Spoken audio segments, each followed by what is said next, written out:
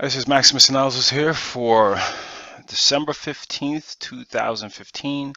And we see that we had a pretty strong day. They sold off a little bit into the close, but nothing crazy. We got FOMC tomorrow. Big FOMC meeting talking about credit. They're going to raise rates and blah, blah, blah, blah. But again, we're just going to trade the markets that we have. So we see that they pretty much ran up very, very well going into. All right, Maximus Analysis here for December 15th, 2015, and we see we had a great run up overnight with the futures.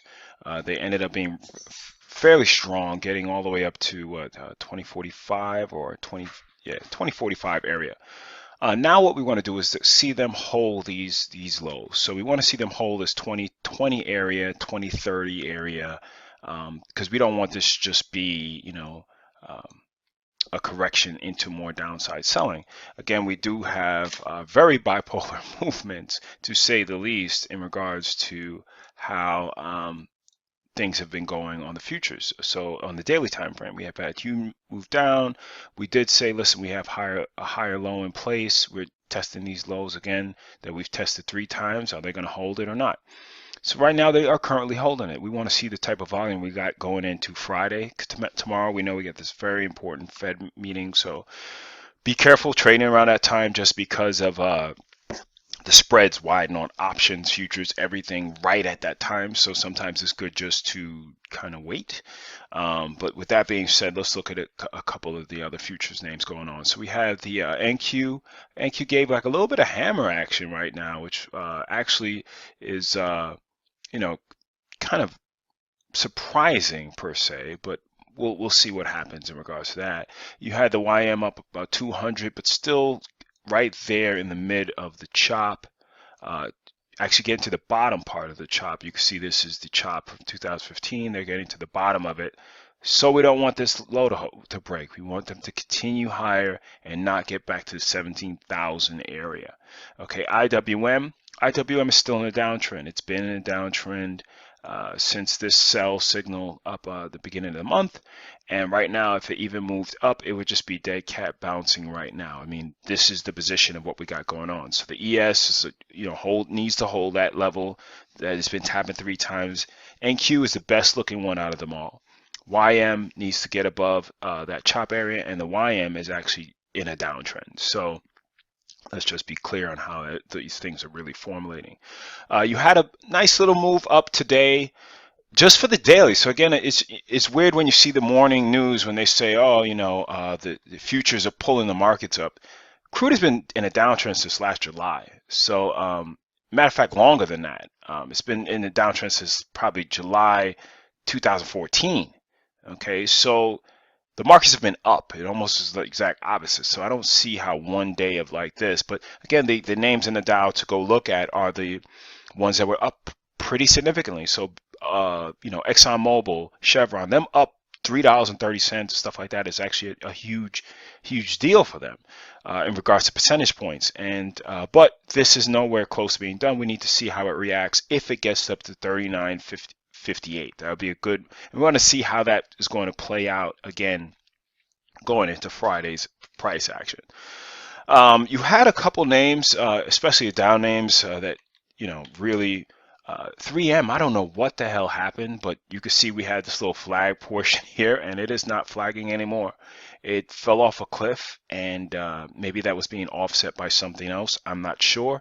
You had also Apple that was down today. I mean, it was a big day up. It's up 200 something points, and Apple, one of the biggest components, was down. But you did have Goldman Sachs that gave a nice pop up, but you can see that's still in a downtrend. And you also had DuPont. So DuPont gave this huge gap up. It was not earnings, and it gave it all back. So I don't know if this was, I think this was some type of merger news or something like that, but it gave back all of its gains. You also had, again, like I said, you had the ExxonMobils that were up 3 something. You had the Chevrons also up. Again, these were good looking names to take on a small pop. You got Baba actually looking pretty good. You had also Baidu that gave some, it looked okay. But then it just kind of stopped. So We'll see how this one, it just needs to get over here. So if it gets above this high, it can continue to the upside. It actually was a better looking name for a quick pop. The beta names that really moved well was actually Priceline. Moved up, I think it was up as much as $30 or something like that. It ended up closing around 26. Really good break above this congestion area. Again, I did short here and had to cover, and I didn't take the second short, and I'm not going to take it now. I want to see how it looks Thursday, Friday. Maybe I short it, maybe I don't. Or maybe I will have to look for another pullback, but I'm just going to wait. Now, you do have this, a lot of people are going to say, is this a head and shoulders, or is it, maybe. I just look at this high and this high and kind of just work from there. You can see this past area before, but it's currently holding these little areas right here. But again, if it gets back into, I'll look and see how it looks on Thursday, Friday. Again, if I could get a nice sell signal Friday, I would actually take it. Who else we had? We had Netflix as well. Oops. Netflix as well that I thought would participate. It didn't. Again, nice classic, layer above these previous highs, hammer formation. It just, if you get down to the nitty gritty, it never got back above. It barely got above this 15. It gave you a pretty decent look in the morning and faded all the way up to the close. So keep that. And then also Google did kind of the same thing. So it was kind of like, what's going on here with those names? Again, I already mentioned Baidu, and LinkedIn actually looks okay. It didn't give up a buy signal in regard to breaking in high, but above this high it would look a lot better. So it sold today, which was weird, but it's still looking like a good setup. So we'll see what happens. Again, if you're not in any positions, just chill out.